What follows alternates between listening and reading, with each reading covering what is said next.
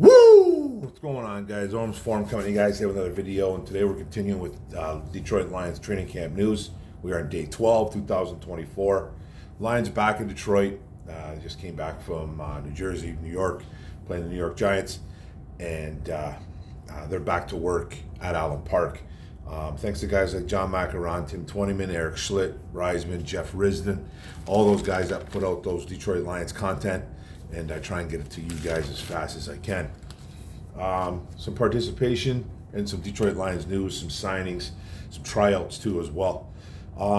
It's a lengthy one with the injuries right now, guys. Edge rusher Nate Lynn, undrafted free agent out of William & Mary, had a shoulder injury. He's put on IR. He's out for the season.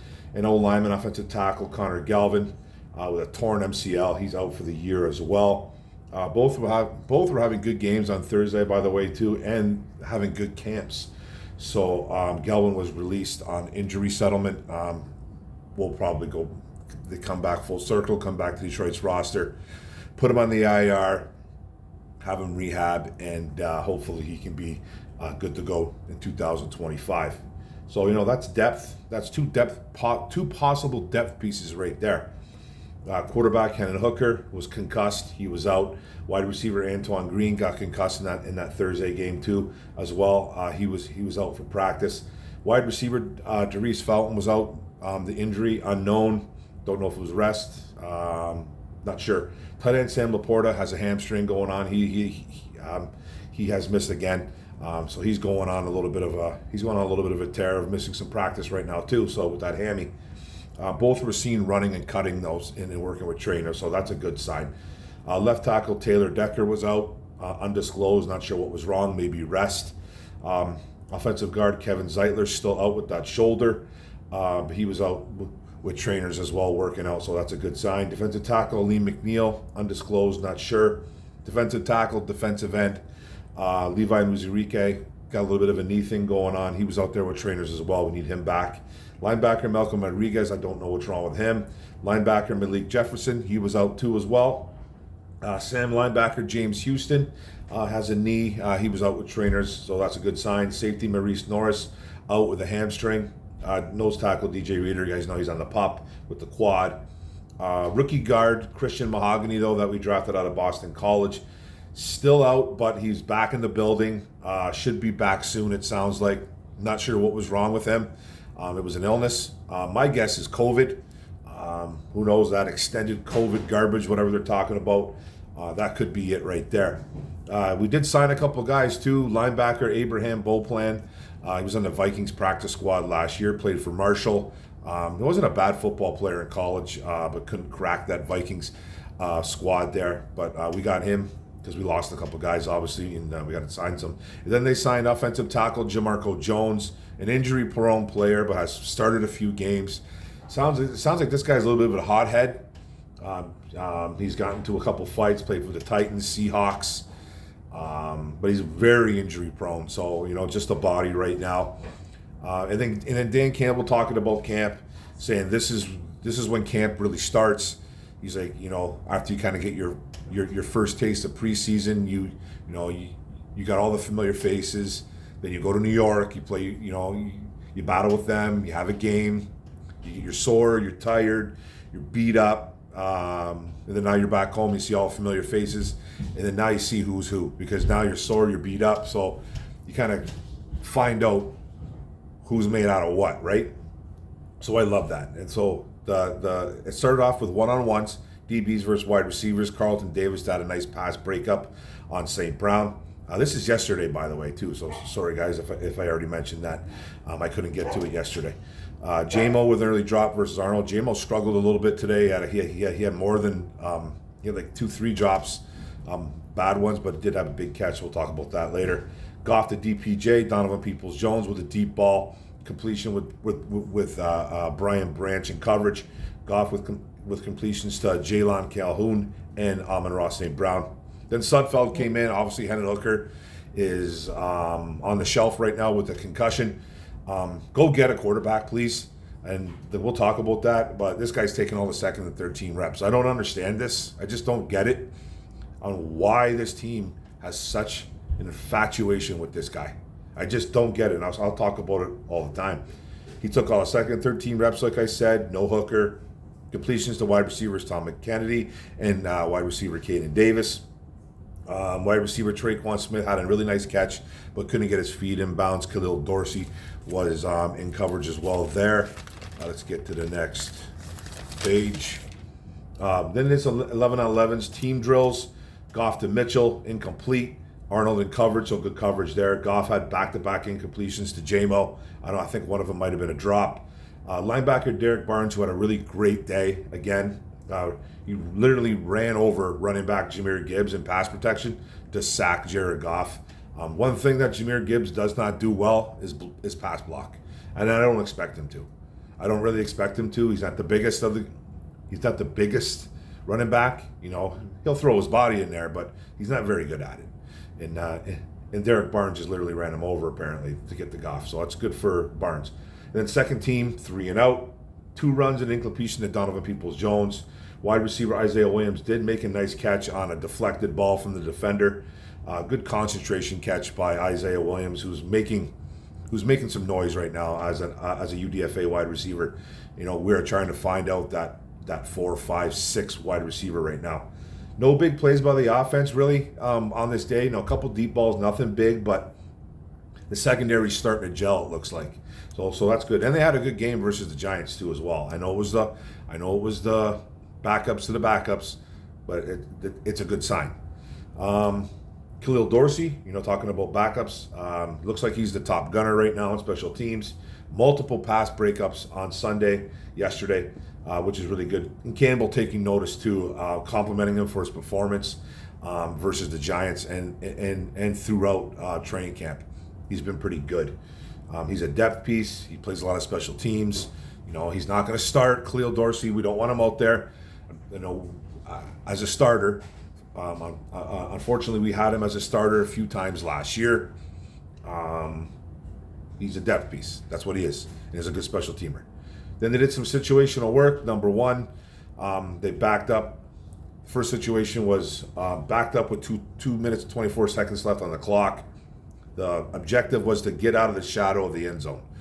Just try to move the chains a little bit. So offense couldn't move the chains in the first team. 2 runs, another sack by Derek Barnes, forced a punt. Second team, Sudfeld sacked. Incomplete. I don't know who sacked him, by the way. Incomplete. The next play made it 3rd and 15. Then a completion to Tom Kennedy. That made it 4th and 5. And then a completion to wide receiver Maurice Alexander. It was a first down. Then a drop by JMO, I think it was. I don't know why he'd be on the second team, but there was a drop. Then there was an interception by safety Brandon Joseph, who had an interception versus the New York Giants as well. So Brandon Joseph's out here making plays. He's been doing it. He's been doing it for like the past few weeks now, getting a little bit more comfortable. He was a really good player at Northwestern before he went to Notre Dame. He went undrafted for some reason. I think he's a guy that can make some plays. He was a ball hawk at Northwestern, but something like 9 interceptions in like 2.5 years or 3 years, whatever it was, and 6 actually in one season. So he's got some skill. He's a little bit of a magnet. So with the ball, and then second team still out there. Offense trying to bleed the clock. Defense still forced a punt. They tried to run the ball a couple times. They still forced the punt. And then first team, Jama with a circus catch. I guess he made a catch, skyrocketed over a bunch of guys, came down with the football. I guess it was the catch of the day. I never seen it. I'm sure the video will come out eventually on it, hopefully. But yeah, man, that's good for J-Mo because he was struggling a little bit on Sunday. Then they spiked the ball, Goff to Raymond. That was 2 seconds left. Raymond got out of bounds, set up a field goal, and it was a very long one. There's video out of this one. Jake Bates nailed a 64-yarder. He could have hit it from 74. Not even joking. The video, if you can clearly see the video, he booms this ball. It's good from 70 plus. It's you know what I mean? Like I know it's not live with people there and all that stuff, but the one thing about this kid is he has a leg. He needs to work on his accuracy. It looks like he's getting some a little bit of confidence back. I like to see it. He just needs to keep hitting these, so he has to get trust from Dan Campbell. It's all about consistency with Campbell. really the main thing he wants to see is consistency. He preaches it daily. So that's good for Bates, man. I'm glad he did that. He's really starting to earn that trust from Campbell. So it's a good thing. Then some quicks. Hogan Hatton and Scott Daly. I know he don't, they're both our long snappers, and I guess it's a really good competition. A lot of people don't want to hear about long snapping, but I preach special teams. I like to see this, and so does Campbell. It's very important, special teams, and you need guys out there that can handle the pressure, take on all that weight from that defensive line coming at you, because you're snapping the football. Your main objective is to get that ball right to where the punter wants it, where his hands are, right where he wants it. And I guess there's a good competition out there. And even guys like Hogan Hatton out there, he had to play some positional snaps on Thursday night because of some injuries. He's a linebacker. So he played a little bit in college. They liked his coverage ability a bit. So he was out there, he wasn't doing anything special, but he was out there. And versatility is huge on this team. So I don't know if Hogan Hatton has the upper hand, but he's starting to look the part a little bit. But it's a good competition. We'll see what happens there. They also worked out wide receiver Alex Erickson and linebacker Jordan Kunazik. Don't know if I said his name right. Sorry if I didn't. Alex Erickson's a little bit intriguing. It's a guy that's been in the league for like 8-9 years, who did have 43 catches of 529 yards back in 2019, playing with the Cincinnati Bengals. Played with them for 5 years, and then he's played with the Panthers, he's played with the Commanders, and he's played with the Chargers. So he's been kind of a little bit of a journeyman the last couple years, the last 2-3 years, but he's a guy that's got 112 catches, 1,373 yards, 2 touchdowns. Doesn't get in the end zone much. 12.3 yards per catch at 6 foot, 195 pounds. He is 31 years old though, but he is a little bit interesting. And then the linebacker they tried out, Jordan Kunazik, special teams guy. I didn't write his stats down. They're nothing to write home about. But he's probably a special teamer. He's only 27 years old. So they tried out a couple guys. They didn't sign anybody except for the offensive tackle, Jones. And then they signed that. Who else did they sign? They signed the linebacker, Abraham Beauplan. Yeah. So they signed those guys. So we'll see what happens. Now, the O-line depth, I'm concerned about it a little bit. No Decker, no Zeitler. I don't know what's going on with Decker. Zeitler got the shoulder. We lost Mutai, we lost Connor Galvin. So, the depth is a little bit concerned, but guys like Michael Neese, who's mainly been our backup center, is took some right guard snaps. And he came in on Thursday versus the Giants when, was it Thursday? Yeah, or it was Thursday, or it was during practice when Zeitler went down. So Michael Neese is, taking snaps at right guard. He is a center too, but he was with the first team. And then Dan Skipper moved over to the left tackle because Decker was out. Panay Sewell calling Neese the Beast. So, Michael Neese showing up, Dan Skipper, still that first offensive lineman off the bench, it sounds like, especially the swing tackle. He's that swing tackle. Sorsdal is kind of on his tail, had a bad game versus the Giants, but he's been very good in camp. But it looks like it's Dan Skipper still right now.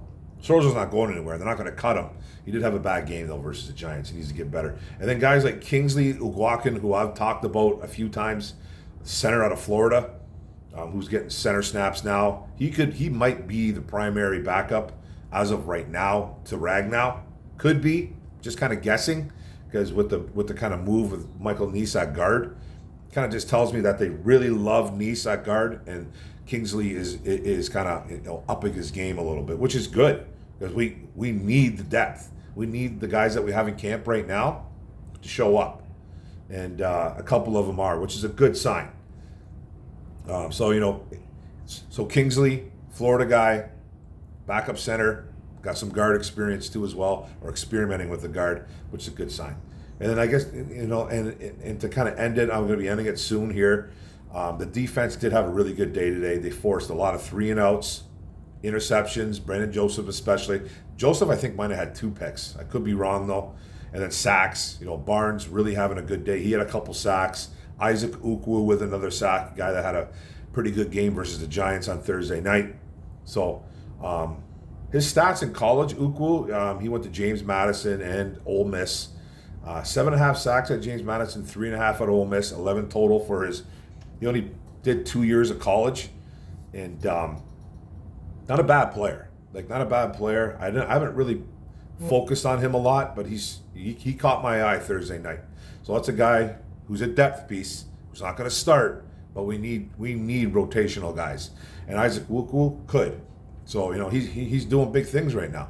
He's having a really good camp, and he had a really good game on Thursday. We'll see more of him Saturday versus the Chiefs. I think we're going up to Kansas City. So 2 back-to-back preseason games is bizarre, I think, but whatever, that's how it goes. And then the quarterback rumors, okay? Like I said, go get a quarterback.